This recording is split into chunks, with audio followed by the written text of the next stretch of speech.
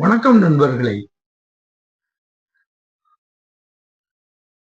பெரியாரை துணைக்கோடல்ங்கிற இந்த அதிகாரத்துல 10வது 450வது குறளுக்கு நாம வந்துட்டோம்.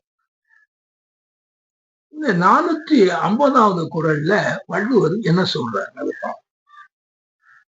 ஸ்டேட் கிராஃப்ட், அதாவது ஆட்சி முறை.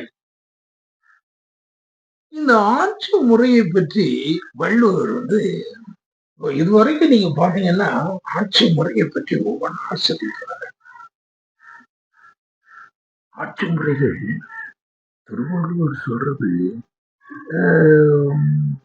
டிப்ளமசி அந்த மாதிரி பெரிய பெரிய அறிஞர்கள் அந்த ஸ்டேட் கிராஃப்ட்ல எப்படி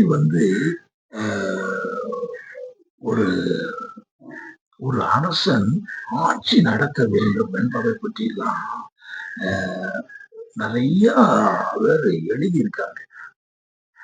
அதுல ஒரு ஒரு குறள்ல ஒரு ஒரு அதிகாரத்துக்கு 10 குறள்ல இந்த ஸ்டேட் கிராஃப்ட பத்தி திருவள்ளுவர் சொல்லியிருக்கிறத பார்த்தா அப்படி. இதுல என்ன சொல்றாருன்னு பாத்தீங்கன்னா, இதுல அவர் சொல்றாரு, குறள் என்ன சொல்றாருன்னா 450வது குறள்,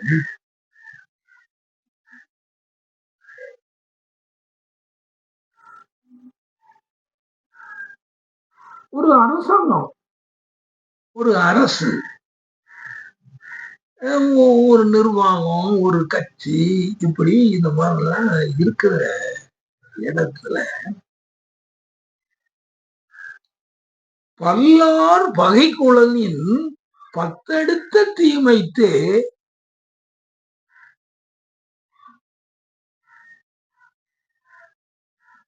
நல்லார் தொடர் கைவிடல். அவர் சொல்றாரு பாருங்க. அதாவது நீங்க எப்படி ஆட்சியில நீங்க இருக்கணும் அப்படின்னு சொல்லியாச்சுன்னா, சும்மா திறமைய காமிச்சு நாங்க அப்படி செய்திருவோம், இப்படி செய்திருவோம், என்னத்தையும் பொய்ய பேசுறது, எதையும் போட்டு எதையும் வச்சுக்கிட்டு மறைக்கிறது, எப்படினாலும் மக்களை பத்தி சட்டம் பண்ணாம இருக்கிறது, இது எல்லாம் பெரிய திறமை, நாங்க அதையெல்லாம் செய்திருவோம், வச்சிருவோம் அப்படின்னுகிட்டு இந்த சிலர் இந்த காட்டு தர்பார்கள்லாம் நடத்துவோம். அப்போ திருவள்ளுவர் சொல்றாரு, இப்போ இந்த 9 குறள்ல அவர் என்ன சொல்லியிருக்காருங்கிறத பார்த்துட்டு, இப்ப இந்த 10வது குறள் அவர் சொல்றத பாருங்க.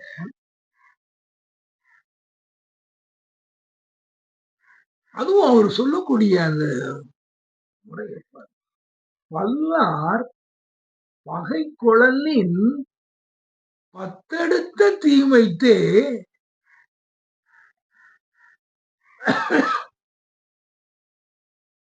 நல்லார் தொடர் கைவிடல். அவர் சொல்றாரு,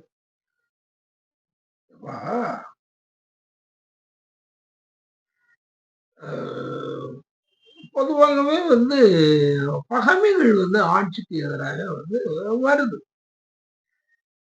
அதான் அவர் சொல்றாரு, பல்லார் பகை குழலின். எப்பா நிறைய பேர் நம்மள ஆட்சிக்கு எதிராக இருக்காங்க அப்படின்னு சொன்னாலும் அதை பத்தி நீங்க ஒண்ணும் பயப்பட வேண்டாம். பல்லார் பகை குழலின் பத்தெடுத்த தீமைத்தே. அது என்ன பத்தெடுத்து தீமைத்தே? 10-fold. அதை விட 10 மடங்கு, பத்தெடுத்த. அதை விட ஒரு 10 மடங்கு தீமை என்னன்னு தெரியுமாப்பா? நீ பகைமைகள் இருக்குது, இப்படி பண்றாங்களே, அவங்க இப்படி பண்றாங்களே. இப்பவும் பாத்தீங்கன்னா இந்தியாவை பொறுத்தவரையில எந்த மாநிலத்திலையும் பெரிய பகைமைகள் மோடியை பொறுத்தவரையில அவருக்கும் நிறைய பகைமைகள் இருக்கத்தான் செய்யும். அவங்களே தேடிக்கிற பகைமைகளும் இருக்கத்தான் செய்யும். அவங்க ஒரு ஒரு அஜெண்டாவ வச்சு அவங்க செய்யும்போது அவங்களுக்கு அந்த எதிர்ப்பு வரத்தான் செய்யும். இன்னைக்கு வந்து இந்த எஸ்ஐஆர் அப்படிங்கிற ஒண்ண வந்து போட்டுக்கிட்டு அத பற்றி வந்து அ பத்திரிகைகள்லாம் நீங்க வந்து சமீபத்தில ஒரு 2, 3 வாரத்துக்கு உள்ள இந்த எஸ்ஐஆர் ப்ராசஸ் வந்து இன்னும் முடியல. ஆனா, அத பற்றியெல்லாம் வந்து பத்திரிகைகள் எவ்வளவு தீர்க்கமா இந்த இந்த இப்ப அத சொல்லணும்னா, இந்த நம்முடைய தமிழ்நாட்டில இருந்து வரக்கூடிய இந்த ஹிந்து அப்படிங்கிற அந்த பத்திரிகையில, ஆங்கில பத்திரிகையில அவங்க ஒவ்வொரு 2 வாரத்துக்கு ஒரு தடவ வந்து அதுல உள்ள அந்த அத அந்த எஸ்ஐஆர்ங்கிற முறையே அது வந்து ஸ்பெஷல் இன்டென்சிவ் ரிவிஷன்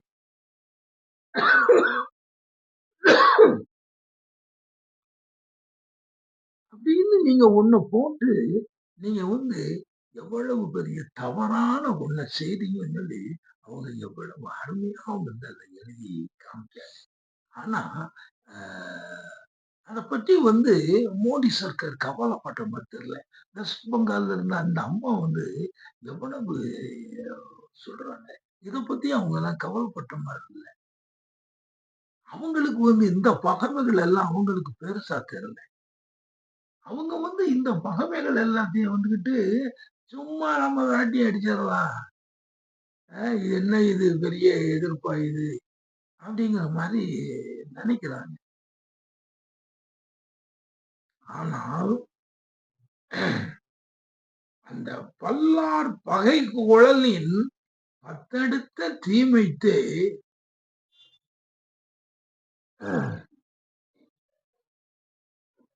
நல்லார் தொடர் கைவிடல். அவர் சொல்றாரு.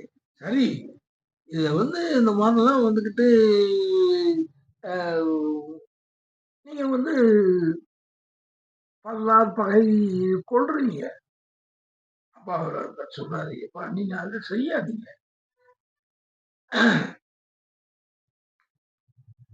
அது கூட வந்து எனக்கு கொஞ்சம் ஒண்ணும் வித்தியாசமா தெரியல. கடவுள் ஏதோ நீங்க பகைக்கிறீங்க வைக்கல. ஆனால் நீங்கள் செய்யக்கூடியது நல்லவர்களுடைய அந்த தொடர்பை நல்லவர்கள் வந்து உங்களுக்கு ஆலோசனை சொல்லக்கூடிய வழியை இந்த மாரி பத்திரிகைகள் வந்து உங்களுக்கு எவ்வளவு நல்ல நல்ல ஆலோசனைகள்லாம் சொல்லிக்கிட்டு இருக்காங்க. நீங்க இதையெல்லாம் நீங்க விட்டுட்டு நீங்க வந்து இன்னும் வந்துகிட்டு இருமாப்பா நீங்க வந்து நடந்துகிட்டு இருக்கீங்களே! இது என்னய்யா அர்த்தம் இது? நீங்க செய்றது? நல்லவர்களுடைய தொடர்பை வந்து நீ விடுவதுதான் வந்து உனக்கு நாசத்தை விளைவிக்கும். ஐயா எத்தன மக்கள் சொல்றாங்க. எத்தன உன்ன மாதிரி தானய்யா ஒரு தலைவர்கள் எத்தனையோ மாநிலங்கள்ல இருக்காங்க. எல்லாமும் சொல்றானே! "ஏய் அத நீ வந்து அப்படி செய்யாத. நீ இத வந்து தப்பு பண்ற." அப்படின்னு சொல்லும் பொழுது, இத வந்து நான் செய்வேன்னு சொன்னா, அதுதான் நாசமா போறதுக்கு வழி. அதத்தான் வந்து இன்னைக்கு நடக்கிற விஷயத்துக்கு 2000 வருஷத்துக்கு முன்னாலேயே எழுதி வச்சிருக்காருய்யா.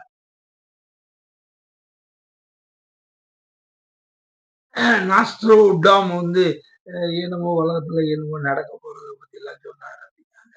இதுல வள்ளுவர விடயா பெரிசா சொல்லியிருப்பாரு. ஆக, இப்படிப்பட்ட ஒரு நிலையை வந்து இவங்க வந்து நீங்க வந்து ஆட்சியாளர்கள் நல்லவர்களுடைய பேச்சை வந்து நீங்க கேட்காம நீங்க விட்டீங்கன்னா, நீங்க தொலைஞ்சு அதாவது அவர் சொல்ட்டாரு 10 மடங்கு தீமைன்ட்டாரு. என்ன பொறுத்தவரையில வந்து இந்த அ இந்த வரப்போற தேர்தல் இதுகள் எல்லாத்துலயுமே இந்த எஃப்ஐஆர் என்று சொல்லக்கூடிய இந்த ப்ராசஸையே வந்து மோடி சர்க்கார் வந்து நிப்பாட்டி, இத மறுபரிசீலனை செய்தால் அவர்கள் பிழைத்தார்கள். இல்லை என்றால் அவர்களுடைய ஆட்சி வம்பாக போய்விடும். அதுக்கு தான் வந்து வள்ளுவர் சொல்லி சரி நண்பர்களே. அடுத்தால இந்த அதிகாரம் நமக்கு முடிஞ்சது. அடுத்தால 46வது அதிகாரத்த அடுத்தால நம்ம பார்ப்போம். அதுவரைக்கும் அ விடைபெற்றுக் கொள்கிறேன். நன்றி. வணக்கம்.